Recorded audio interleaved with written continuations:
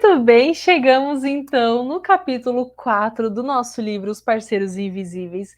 No meio de tudo isso que eu tô passando para vocês, existem muitos outros pontos que eu sublinhei e marquei para a gente comentar, mas os vídeos ficariam muito longos. Eu acredito que todo mundo aqui leu o livro, então me conta se você está conseguindo acompanhar, se está tudo certo, ok? Porque eu sinto que algumas coisas eu deixo passar, mas eu acabo não conseguindo dar conta de falar sobre tudo. Inclusive, assim também vai acontecer aqui no capítulo 4.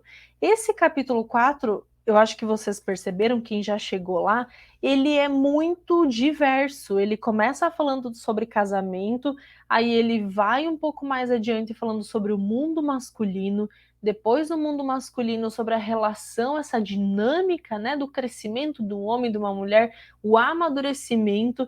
Depois ele discorre sobre os arquétipos da mulher, né, sobre os diferentes arquétipos, e aí ele finaliza, inclusive, falando sobre cristianismo, sobre a igreja, sobre relações que eu até fiquei assim, um pouco, não sei se eu concordo com exatamente tudo que ele trouxe. Mas, claro que vale o pensamento crítico e vale também discordar do autor em algumas partes, né? E se questionar se o que ele está trazendo para a gente é válido, não é válido, e são exemplos, né? Claro que o próprio autor, querendo ou não, é um ser humano passível de erros, né? Então, esse pensamento crítico sobre a escrita dele também é importante, mas é um livro maravilhoso e que está fazendo a gente entender muitas coisas que antes ficava só na base do achismo, né? Então, quando eu olho, por exemplo, para esse capítulo 4, o que a gente começa a enxergar aqui? Deixa eu voltar um pouquinho mais. Na página, falar bem certinho para vocês aqui, que eu acabei fechando o livro e me perdi um pouquinho. Na página 109, o autor vai falar muito para gente sobre a questão do casamento. E aqui no segundo parágrafo eu quero que você me acompanhe na leitura, porque isso é muito importante. Tal relacionamento oferece um excelente elemento em que a individuação, aí novamente, pode ocorrer, porque pessoas que conseguem trabalhar com áreas de inconsciência em sua vida podem amadurecer na sua capacidade de amar e de se relacionar com outro ser humano. Se valorizamos o casamento somente quando ele nos proporciona a sensação de bem-estar, não teremos força interior para enfrentar as experiências difíceis. Mas se aprendemos a valorizar o matrimônio por causa das oportunidades que ele oferece para a salvação, isso é, para a individuação, bem como para outras graças, nosso relacionamento conjugal mostrará estar apoiado numa base mais sólida. Isso aqui é maravilhoso. Esse parágrafo é incrível. Olha só que interessante. Inclusive, ele usa a parte de salvação como a individuação, esse amadurecimento pessoal que a gente tem que ter. Isso é muito maravilhoso. E quando a gente olha por aspecto da projeção, é exatamente isso que a gente entende. Quando eu projeto o que está internamente em mim, um problema que eu tenho, na outra pessoa, eu consigo enxergar isso. E se eu consigo enxergar isso, eu consigo trabalhar em cima disso. Então, o que eu estou projetando muitas vezes está mostrando os meus próprios defeitos. E aí eu vou me melhorando, vou amadurecendo, vou tornando a minha individuação mais a sério e, ao mesmo tempo, tudo isso dentro de um matrimônio é um aspecto muito de salvação da nossa própria humanidade. Isso é muito lindo, isso é muito, muito, muito bonito. E aí o autor segue discorrendo aqui sobre as projeções e tudo mais, e na página 112 ele traz para a gente o seguinte: o efeito da ânima é sempre de excitar a consciência do homem para a busca de uma vida maior.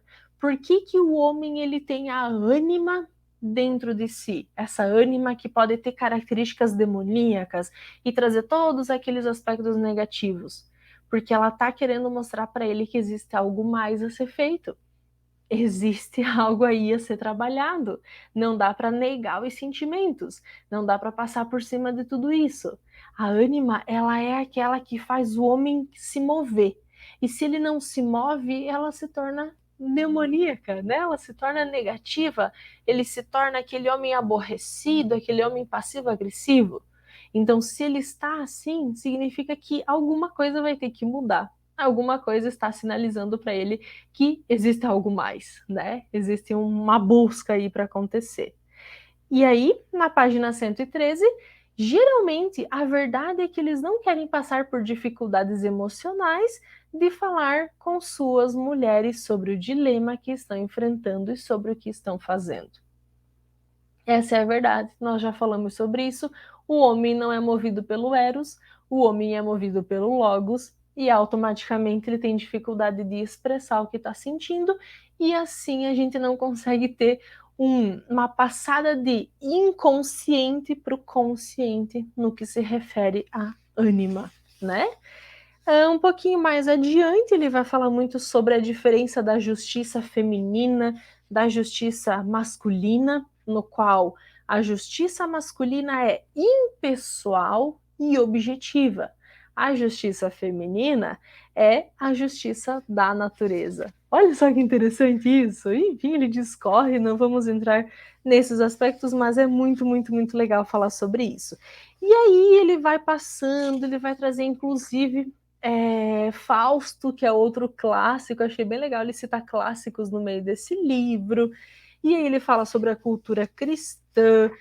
Passando um pouquinho mais, na página 130, ele se debruça mais sobre o mundo masculino, onde ele fala, inclusive, sobre os treinos de força, sobre resistência à dor, como isso fortalece o masculino, que jovens, olha só, somente depois que o jovem é adequadamente iniciado no mundo todo masculino, é que ele fica pronto para entrar em contato com o mundo fascinante, mas perigoso das mulheres. Olha só que interessante isso. A individuação, o amadurecimento dos meninos, o amadurecimento do homem, ele tem que estar bem estabelecido, saber quem ele é. E aí depois ele vai para o mundo das mulheres. O que a gente vê hoje? Nada com relação a isso. Nada, tá tudo muito misturado. É aquela coisa de você escolhe o que você quer ser, você não quer ser homem, você pode ser mulher. Aí a criança, né, o adolescente cresce meio confuso, meio assim, não teve nem contato com o mundo masculino para daí depois ir pro feminino e saber o que ele quer e saber o que ele quer de uma mulher e ter um relacionamento saudável com uma mulher. Porque ele não teve nem o contato com o mundo masculino. Quantos meninos crescem com um pai, com a figura masculina saudável dentro de casa? Poucos. A gente já nota esse problema na gente. Quando a gente é menina, quando a gente é adolescente, a gente não tem uma figura paterna masculina saudável dentro de casa. Isso vai afetar a nossa vida. Imagina nos homens, né? Como isso é prejudicial. Enfim, ele vai seguindo, seguindo, seguindo, seguindo aqui, e aí chega mais no finalzinho desse capítulo. Deixa eu passar um pouquinho mais aqui sobre os arquétipos, né? Olha só, na página 139. Como vimos, a maneira com que Jung usava esses termos mostra que ele empregava ânima como o nome que designa as qualidades femininas num homem e ânimos para expressar as qualidades masculinas numa mulher, certo? Beleza? Uma revisão aqui do conteúdo. Porém, quando a gente está falando, eu não acho que eu perdi a parte aqui, mas quando a gente está falando dessa ânima e desse ânimos, existe a questão do logos e do eros, mas ele volta a frisar aqui no final, não é para achar que uma mulher não pensa, não é para achar que um homem não sente, porque um é logos e um é eros, não, mas há um predomínio maior em uma dessas áreas. Ok? Assim como na mulher, o predomínio é do yin, e no homem, o predomínio é do masculino.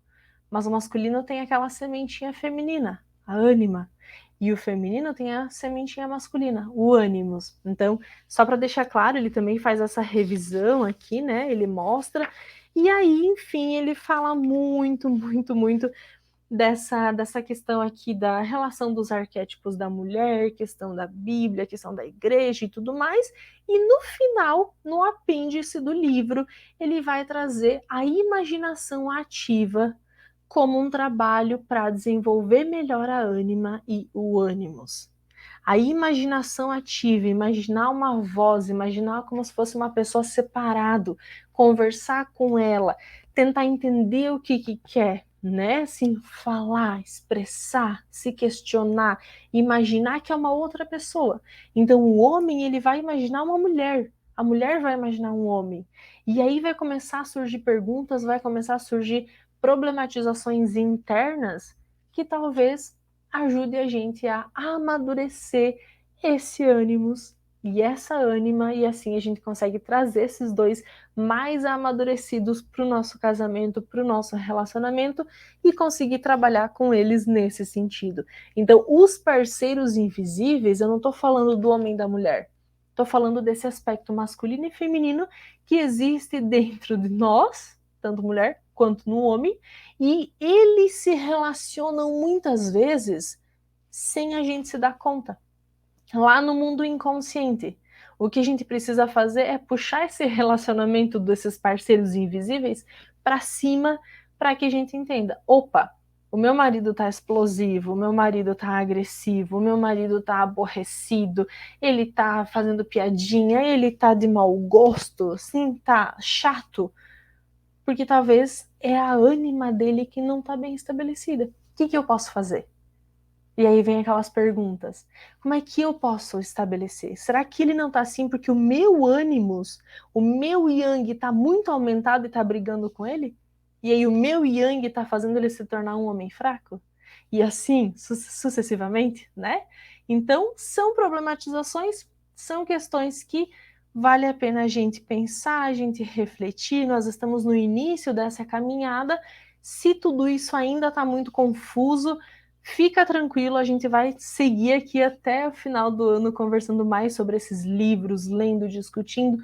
Use o nosso grupinho para tirar ideia, para trocar ideia, tirar dúvidas. Ele está à disposição de vocês, ok? Se você ainda não entrou no grupinho, o link vai estar aqui embaixo na descrição e eu espero você lá, tá bom? Eu vejo você então no nosso próximo vídeo do Plano In. Um beijo, até!